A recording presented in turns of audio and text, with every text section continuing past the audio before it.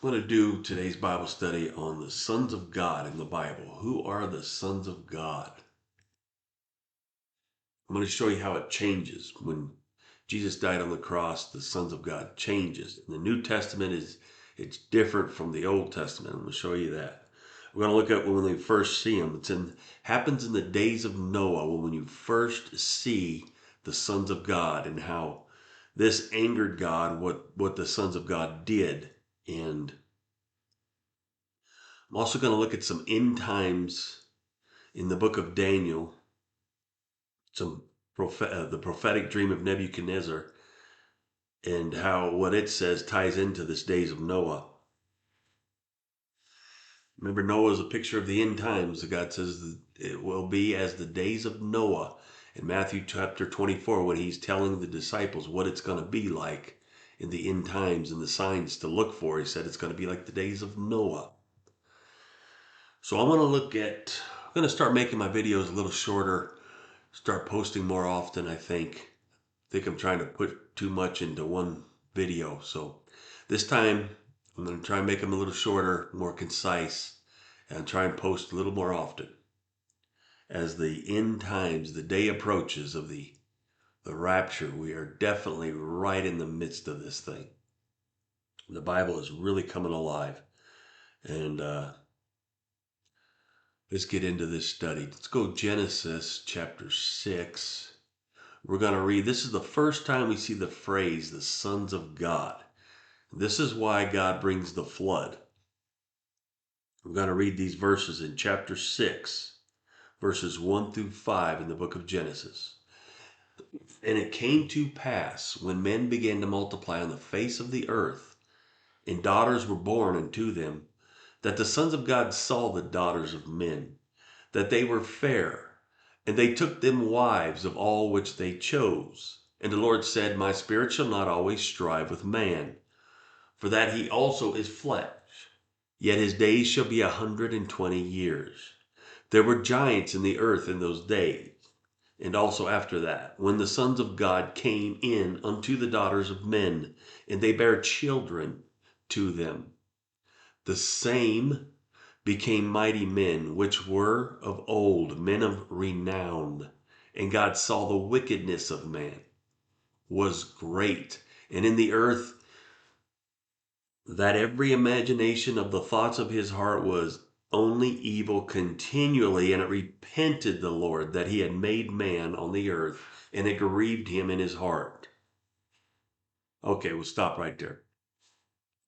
So we see the sons of God in verse 2, and they take them wives. They see the daughters of men, these earthly men and their daughters, and they were very fair. So they were attracted to the women, and they took the wives. They took them for wives, which they chose. And this here act made God very mad. We see, and this really angered God to the point he repented that he had made man on earth. In verse 3, we see, And the Lord said, My spirit shall not always strive with man, for that he is flesh, yet his days shall be 120 years. There were giants in the earth. It says there were giants. This is in verse 4, we see the results of these sons of God taking these daughters of men.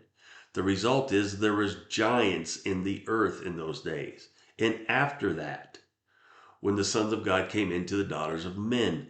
So it produced giants. So we see these are not earthly men, these sons of God. These, I'm going to show you, I believe, are angels. The Bible teaches us they are angels, at least in the Old Testament.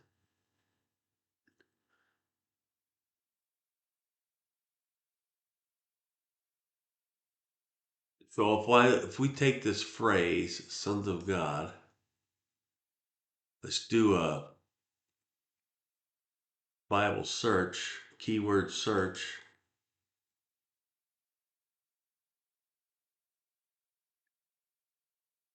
It gives us 11 verses. And we see just what we read. The first time you see that phrase, sons of God, is in what we just read. It's why God brings judgment on the world. Not only was it because the sons of God took them wives of the daughters of men, and they became giants in the land. So obviously these were not earthly men. But as many people believe, I believe also, they are fallen angels. He followed Lucifer and Satan when he rebelled against God and got puffed up full of pride, and he took, the Bible says, 33% with him. 33% of the angels went with him, were deceived by the devil and Satan. And they came down and were cast and came down to earth, and they took wives of men. And we see in Job, again, we see the sons of God. Now, if we look at this verse, it says, now there was a day when the sons of God came to present themselves before the Lord, and Satan came also among them. Now, these are angels, and they're referred to as sons of God. What else could it be? They present themselves before the Lord like they were getting their marching orders, if you will, or getting a report. And the Lord has a back and forth with Satan here, and they talk about Job. This is the book of Job. You see it again in another chapter, 2:1. Again, there was a day when this, so there's like a time where these angels come before God and God gives them his marching orders, if you will. I'm adding that in there. And Satan came also among them. Again, Satan shows himself on the day that the sons of God present themselves before the Lord. So you can see these aren't earthly men. These are angels. The name of the devil, Satan, is a fallen angel.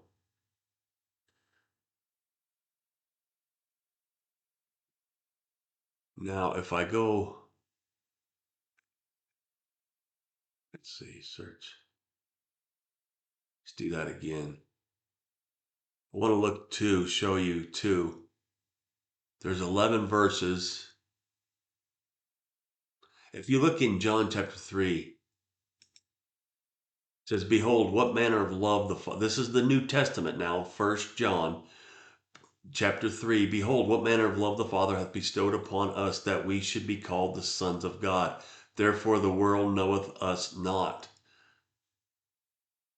because it knew him not. He's talking about Jesus. We see in the Gospel of John, chapter 1, verse 12, but as many as received him, to them gave he power to become the sons of God. Now we are called the sons of God in the New Testament. Very interesting. So Jesus gave us that phrase. We became the sons of God when we obeyed the gospel of Jesus. When we put our faith in Jesus, we become the sons of God.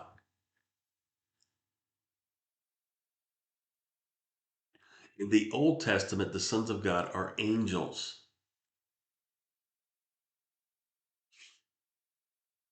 So now that we've established that, I want to look at King Nebuchadnezzar and his dream in Daniel.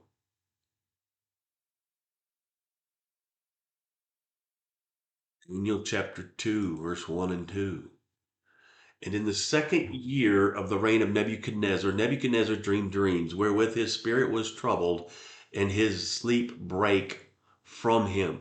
Then the king commanded he commanded to call the magicians and the astrologers and the sorcerers and the Chaldeans, for to show the king his dreams.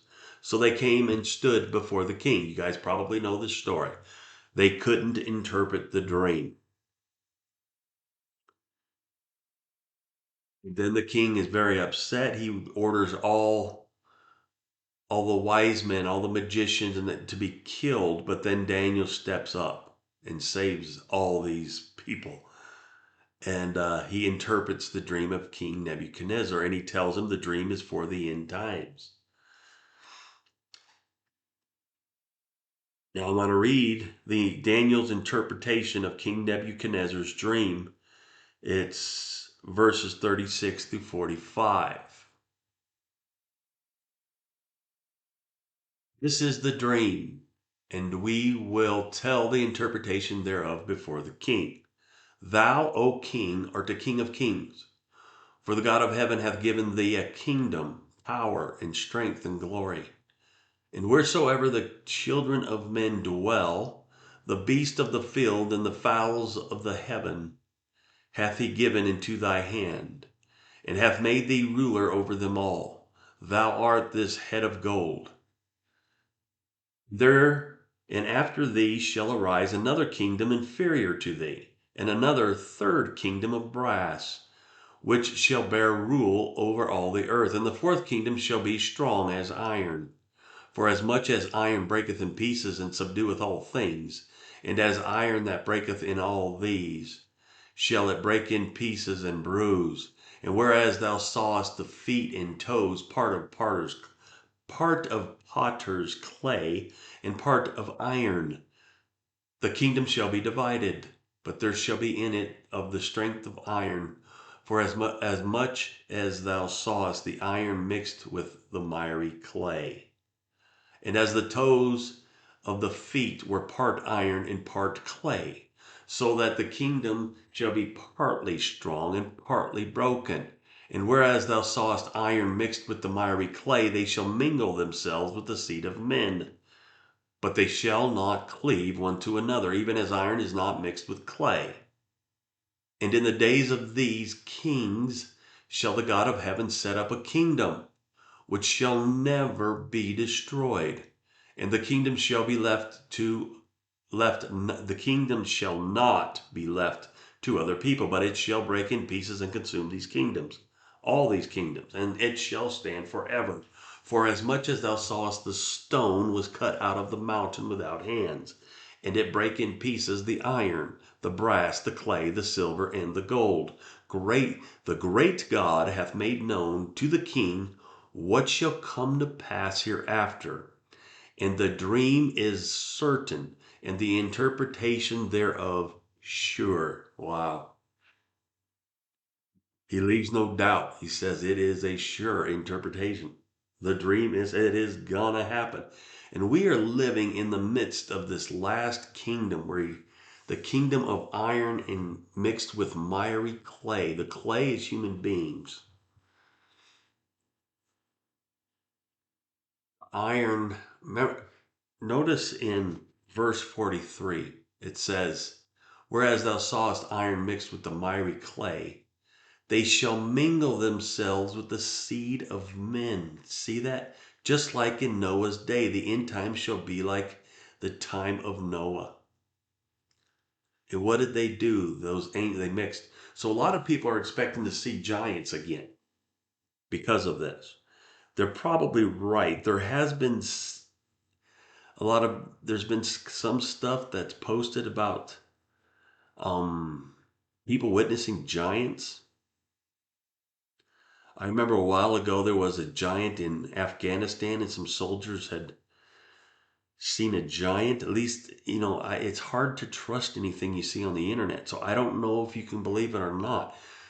I remember I seen one where a guy seen a giant on a mountain, and he posted it. So who knows? But what we do know is man is mixing or is playing around with God, with man's DNA and with the seed of man. And I'm going to show you this. And this has been going on for a while. Right here, I want to show you this web page. It says 10 experiments that have created real human animal hybrids. Man is mingling the DNA of man with animals. And they've already made hybrids. There's a rabbit man. This website gives 10 of them. Rabbit man grown in a dish. The human chimpanzee hybrid. Look at this. And if we go back, I want to show you 10 experiments that have created real human. This has happened. They have done this. So we got the human chimpanzee, pigs with half human blood. Look how they're just experimenting this. Goats and cows that lactate human milk. What in the world are they doing? Pigs and sheep with human organs. We see how mad God got in the days of Noah when the fallen angels took them wives, and it messed with the seed of man, and it created and produced giants in the land. And after that, so are we going to see giants again? Probably, but we're already seeing man has been mingling with, look at this, with pigs and rabbits and chimpanzee. Look at this, mice with human livers, mice with human anal sphincters. What in the world are they doing? The mouse with an ear on its back. Look at that. I mean, shows you. Look how they're just playing with God's creation. Mice with half human brains. I mean, this is pure evil. Pure evil. Monkeys with human neural cells. I just wanted to show you that to see what man is already doing. I'm sure some of you probably already know this. How man has been mixing. I remember seeing a man had the first heart transplant of an animal, and it was a pig. What a slap in the face to God. I mean, we were made in his image. Man is made in God's image. That's why we were made to last. God always saves the best for last. That's why Jesus reigns on the seventh day, 7,000 year timeline. Jesus reigns for 1,000 years on the last day, the Sabbath day of the week. So we can see what man's already doing. And if you look, what this makes me think of is in Revelations.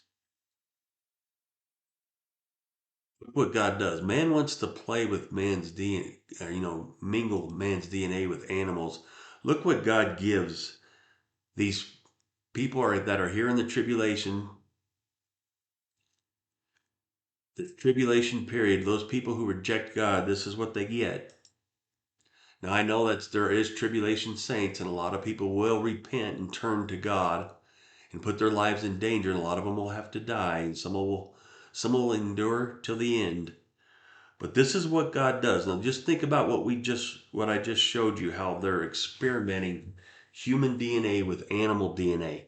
And then think about this here in the book of Revelations. This is the this is the fifth trumpet, and the fifth angel sounded, and this is chapter 9. I want to read verses 3 through 10. This is all that fifth trumpet. And there came out of the smoke locust upon the earth, and unto them that was given power, and the scorpions of the earth have as the scorpions of the earth have power. And it was commanded them that they should not hurt the grass of the earth, neither any green thing, neither any tree, but only those men which have not the seal of God in their foreheads. And to them it is given that they should not kill them, but that they should be tormented 5 months. And their torment was as the torment of a scorpion when he striketh a man. And in those days shall a man seek death, and shall not find it, and shall desire to die, and the death shall flee from them. And the shapes of the locusts were like unto horses prepared unto the battle, and their heads were as it were crowns like gold, and their faces were as the faces of men, and they had hair as the hair of women, and their teeth were as the teeth of lions, and they had breastplates as it were breastplates of iron, and the sound of their wings was as the sound of chariots of many horses running to battle. And they had tails like unto scorpions, and there were stings in their tails, and their power was to hurt men 5 months. And the king over them, which is the angel of the bottomless pit, whose name in the Hebrew tongue is Abaddon, but in the Greek tongue hath his name Apollyon. Remember that cartoon, that animated cartoon? It was a movie, Aladdin. It's kind of like, just makes you think. what they're teaching, what they're putting in those movies, what they're really about. But noticed in chapter 4, it says that these locusts, it says, do not hurt any tree, but it says, but only those men which have not. They could only hurt the people who did not have the seal of God. At this point, God has put his seal on upon them that haven't taken the name of the beast, worshipped his image, but they have the testimony of Jesus, and they are Christians. They didn't get born again before the rapture, so they were left behind. But now they have repented. They've turned to Jesus, put their lives in danger. And God has put his seal on them. And I think these are the remnant that are going to be alive and remain when Jesus comes back. And these could not hurt those men. They could only hurt the ones, the men that had not, and women that had not the seal of God in their foreheads. Did you see the description? You think God's given us these locusts and their description of how they look. If man, in the tribulation period, man is getting what he's asked for. It's like that old phrase, be careful what you ask for. You want to play with DNA, you want to mix with animal DNA with human DNA. This is what God's going to give you. You want to reject Jesus and do what's right in your own eyes and worship the devil, God's going to give you. The devil himself will reign on this earth. Remember, the Bible tells us he must reign. It starts with the man of sin. Halfway through, then it's the devil himself, that counterfeit resurrection. But it's just amazing to me how the shape of the locusts, their heads were as a crown of gold was on their heads. Their faces were as the face of a man. Think about that ear you've seen in the mouse, how they mix them. Their hair was as the hair of a woman. Their teeth was as the teeth of lions. Their tails were like scorpions. What a horrible thing to witness this. But man has asked for it, hasn't he? You want to play with DNA? This is what God's going to give them. So that's my video today. I thought that was very interesting. I wanted to share that with you guys. Nebuchadnezzar's dream kind of ties Noah with the end times, with the mingling with the seed of man. We see that people, these anti-God, anti-Christian scientists, what the evil things they are doing, and look what God's going to give them in that tribulation period. Be careful what you ask for. Like I said, I'm going to keep making these videos. They're going to be shorter.